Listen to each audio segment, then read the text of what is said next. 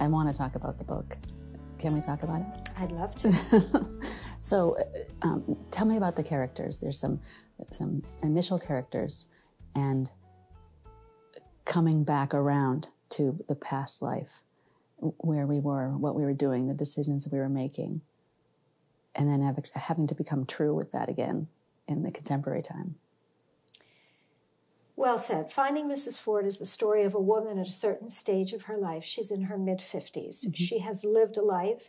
You don't know when you meet her exactly what that life was, right. And she does not want you to know. Mm. And I wanted you to meet her right then, where all of her armor is fully intact. It happens to be the moment when ISIS is cutting a wide swath over the north of Iraq.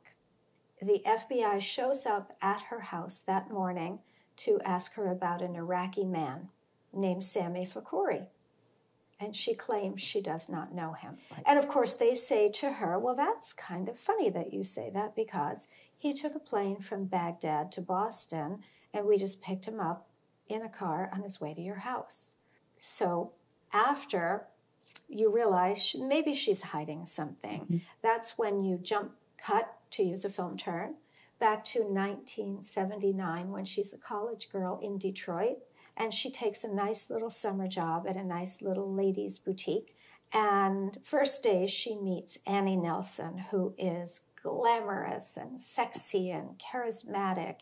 And the two girls become unlikely friends. And about a month into their life together at this dress shop, Annie has her big idea that they ditch these respectable jobs and go work as cocktail waitresses at a fairly questionable disco on the edge of Detroit. And you get the setup. What happened in the summer of 1979, mm-hmm, where mm-hmm. obviously she met him. Mm-hmm. Why is he looking for her 35 years later, which is a long time? Yeah. And why lie? Why not just say, yeah, I know the guy? Wow. Well, when you were picturing it as you write, you're picturing all the scenes the entire time. And has it been picked up for a movie yet? Great question. Because even just reading the reviews and I was into it, I was already imagining and picturing the scenes. I have very happy news for you today. Oh. I have just signed what is called a shopping agreement mm-hmm. with 2 Hollywood producers. One of them was an old colleague of mine, my boss at Miramax.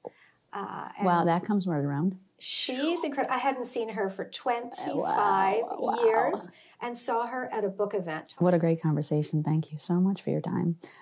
We have a dinner party to put on. We have a chef. We have lots of things left to do today, but best to you. Thank you. What a privilege. It was a treat for me. Thank you so much. It's a beautiful story. Stories.